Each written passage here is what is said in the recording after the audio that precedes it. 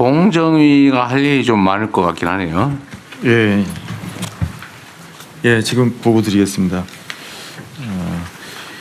지금 공정위는 주로 이제 식품 원재료하고 가공식품 물가 중심으로 해서 시장 구조적인 문제가 무엇인지 좀 분석을 했고요. 기본적으로 국내 아까 대통령께서도 말씀하셨듯이 주요 가공식품이나 원재료 산업이 시장 구조 자체가 시장 집중도가 아주 높습니다. 그러니까 우리나라 전체적으로 독과점적인 시장 구조가 상당히 오랫동안 지속되고 있고요. 그래서 시장 집중도가 높고 물가가 많이 오른 품목으로 이제 우리가 살펴보면 중요한 주로 최근에 이제 뉴스에도 많이 나왔던 품목이 빵, 라면, 밀가루, 설탕 이 부문을 중심으로 시장 구조 현황을 좀 살펴보았습니다. 결론적으로 말씀드리면 소비에 가까운 전방 산업인 빵이나 라면은 원재료 가격 결정 구조가 상당히 비효율적입니다. 예를 들어서 독과점적인 구조 속에서 초과 이윤을 획득한다든지 아니면 가격 담합을 할 수도 있는 그런 시장 구조를 가지고 실제로 저희가 그 가격 담합 사건을 지금 다루고 있는 것도 있습니다. 그래서 그리고 후방 산업인 아까 제가 원재료죠. 밀가루나 설탕은 과점 구조, 관세 체계 하에서 초과 이윤을 얻기 위해서 가격을 인상했을 가능성이 있는 것으로 보입니다. 각 시장별로 말씀을 드리겠습니다. 먼저 제빵 시장이 이제 최근에 화제가 됐는데요. 그래서 제빵 시장에서 저는 이제 어느 정도 여기서 독과점적인 구조가 이 제빵 회사들의 어떤 초과 이윤을 획득하는 수단이 아니겠느냐 이런 관점에서 들여다봤는데 예상했던 것보다는 이 제빵 계열사들의 영업이익률은 상당히 낮았습니다. 그래서 이제 왜 빵 가격이 우리나라에서 높은가 이런 분석들을 해봤는데 기본적으로 이제 국내 빵 가격과 해외 빵 가격을 수평적으로 비교하는 것은 좀 오해를 낳을 수 있습니다. 왜냐하면 국내는 주로 빵을 디저트나 아니면 주식보다는 좀 디저트 아니면 가끔씩 먹는 좀 고급 소비로 이제 하기 때문에 국내 빵들은 좀 고가 빵들 위주의 소비가 이루어지고요. 해외에는 이제 빵이 주식일 때는 좀 저가 빵들이 많이 판매가 되기 때문에 수평적으로 비교할 수는 없지만 그럼에도 불구하고 소금빵 같이 여러 대표적인 빵을 이제 국제적으로 비교해 보면 우리나라가 높은 게 사실입니다. 그거는 이제 어느 정도 시장 구조의 문제도 있습니다. 과정적 시장 구조의 문제가도 있고 유통 과정에서 임대료라든지 광고비, 과도한 인테리어를 요구하는 어떤 가맹 사업의 특성 이런 것도 이제 작용을 했을 것이라고 봤고요. 그럼에도 불구하고 요 소비재로서의 빵 산업 기업의 영업이익률이 낮았어요. 그러면 이 높은 빵 경업으로 과연 어디가 이익을 얻느냐 이런 의문이 생기는데요. 결론적으로 저희가 이제 파악한 바로는 밀가루나 설탕, 계란, 우유 이런 것들이 이제 빵의 주 원료인데요.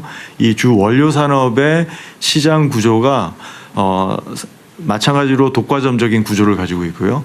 그리고 각각의 시장이 그 나름대로의 제도적 특성이 있습니다. 그래서 그 제도적 특성이 상당히 오랫동안 정착이 된 특성들인데 그런 것들을 전면적으로 좀 재고를 해보고 개선할 방안을 찾아봐야 할 필요성이 있는 것 같습니다. 다음에 라면 시장을 보시면요. 라면 시장도 4개 기업이 시장 점유율이 95% 이상의 아주 독과점적인 구조를 조금 추격해서 속도를 내줍시다. 예. 그래서 영업이익률이 낮은 편이고 라면 시장 같은 경우는 이제 가격이 비교적 이제 위아래로 유동적으로 움직이는 것을 봤을 때는 가격 경직성 이런 것은 없는 것 같고요. 그래서 문제가 있는 거는 이제 저희가 파악하기로는 밀가루와 설탕인데요. 밀가루는 마찬가지로 3개 기업이 70% 이상을 이제 차지하는 과정 구조를 가지고 있습니다. 그래서 원가 상승률에 비해서 판매 가격 인상률이 더 높고요. 그리고 판매 가격이 인상되니까 또 마진율도 개선되는 것으로 봤을 때 판매 가격 인상이 뭔가 초과 이윤을 목적으로 한 가격 인상이었을 가능성이 높다고 저희는 판단하고 있고요. 제가 그리고 좀 주목했던 것은 수입 가격과 국내 가격의 격차입니다. 근데 수입 가격과 국내 가격의 격차가 예를 들어서 대한제분 같은 회사는 230,000원 톤당 230,000원 그러니까 23만 원이죠. 톤당 23만 원에서 최근 4년 동안 올해는 33만 원까지 올랐어요. 그러니까 3분의 1이 오른 거죠. 그리고 마지막에 이제 설탕 시장인데요. 세계 기업이 94%를 차지하고 있습니다. 독과점 구조고요. 여기서 설탕 시장은 주로 이제 정제당 시장입니다. 원당 수입 가격이 하락하는데 설탕 가격은 계속 상승하고 있어요. 내수 설탕 시장에서 높은 마진율 실현하고 있고 영업이익률도 설탕 시장과 밀가루 시장이 그 산업의 평균보다 높습니다. 이런 산업은 사실 영업이익률이 평균보다 좀 낮아야 되는데 높아요. 그러니까 그리고 이제 설탕 산업도 수입 가격과 격차가 국내 원 격차가 31만 원에서 톤당 42만 원으로 상승했어요. 그러니까 거의 이것도 3분의 1이 최근 4년 동안 상승했습니다. 그래서 여기도 지금 이제 독과점 구조 때문에 발생하는 어떤 담합이라든지 두 시장 다 그런 위험이 상당히 높은 것으로 판단하고 있고요. 그래서 지금 이제 정제당 같은 경우에 이렇게 높은 국제 가격과의 차이가 있는 이유가 지금 높은 관세율을 부과하고 있습니다. 30% 높은 관. 그러니까 10만 톤까지는 수입을 아주 낮은 관세율에 0%에서 5% 낮은 관세율을 정해 수입하는데 10만 톤을 넘어서면 30%의 관세 물립니다. 10만 톤은 전체 시장의 7% 정도예요. 그래서 앞으로 공정위는 이런 가공식품 등 국민 생활 물가에 큰 영향을 미치는 이런 민생 밀접 품목에서 담합, 불공정 거래 행위 등 경쟁을 가로막는 행태를 계속 모니터링하고 문제가 있다고 의심이 되는 부분에서는 직권 조사를 강력하게 해서 엄중하게 감시할 예정이고요. 위법 행위에 대해서는 단호하게 대처할 예정입니다. 그리고 좀 더 경제 분석을 좀 장기적으로 그리고 미래 선제적으로 그리고 체계적으로 좀 해서 시장 구조, 거래 구조, 뭐 할당 관세 같은 어떤 무역 제도의 어떤 정책 효과 이런 것들을 좀 지속적으로 모니터링해서 오래 지속되는 어떤 시장 구조나 거래 구조 이런 것들은 뭐 시대가 바뀜에 따라서 바꿔야 된다고 생각하고 있습니다. 최근에 이제 설탕 가격 담합 사건 같은 경우는 조만간 이번 달 10월 중에 최종 이제 조사 결과가 나올 것이고요. 거기에 따라서 이제 조속히 조치를 취할 것이고 최근에 또 돼지고기 가격 담합 사건도 조사가 지금 마무리 단계고요. 최종 조치를 조만간 발표할 예정입니다.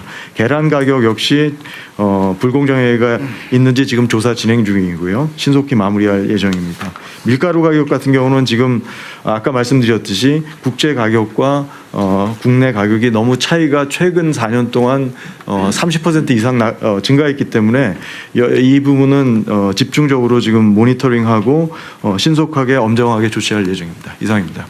그 밀가루 산업은 그 밀을 수입해서 밀가루를 만드는 거예요? 예. 밀가루 자체를 수입하는 게 아니고요? 밀가루도 만들고요. 밀을 수입하는 밀의 비중이 상당히 높은 걸로 알고 있습니다. 80% 이상. 국내 밀가루 제조 회사가 독점화돼 있다. 예를 들면. 네. 그러면은 밀가루 자체를 수입하는 건 어려운가요?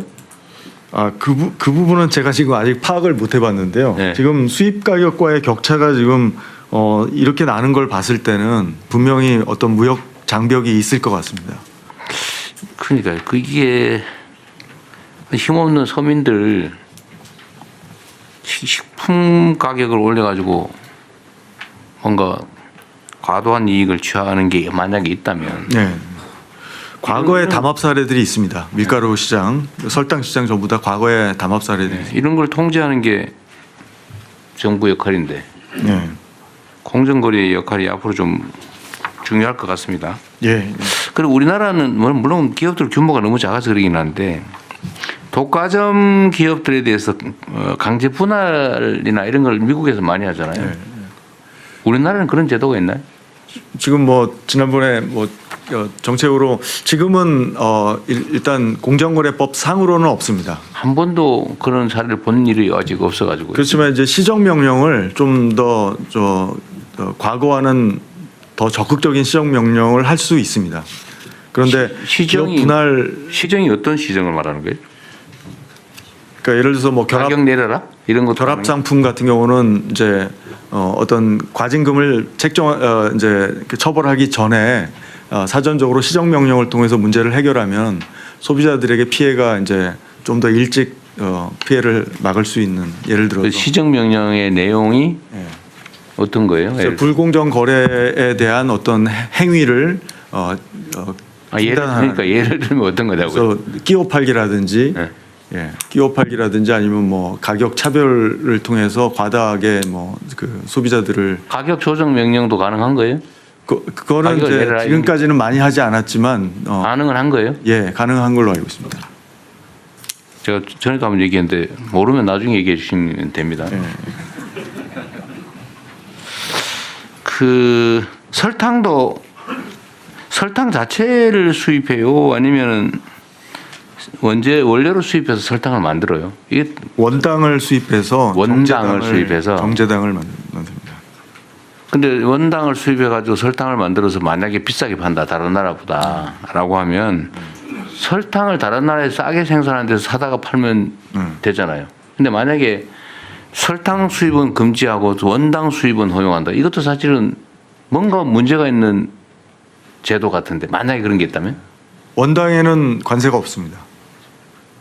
설탕에는 관세가 있어요. 설탕에만 정제당에만 그러면 쉽게 말하면 설탕 제조 기업을 육성하기 위해서 아마 그렇게 한 것 같은데 만약에 그렇다면 근데 예. 만약에 이 제도로 악용을 해가지고 그 문제는 이게 저도 설탕값을 바가지를 씌우고 있다면 예. 그건 제도를 좀 바꾸든지 맞습니다. 보완하든지 해야 되겠죠. 그러니까 이건 지금은 이제 기업 육성 때문에 있는 것은 아니고요. 지금 이게 설탕 정제당 산업이 초기 투자가 많이 들어가는 산업이라고 하고 그리고 설탕 자체가 국민 먹거리에서 차지하는 비중이 높으니까 뭔가 그런 네. 차원에서 이제 국내 산업을 이제 보호하는 것 같습니다. 근데 과연 이 보호가 정말 지금도 필요한지는 좀 더 고려해 봐야 될 것 같아요. 그러니까요. 예.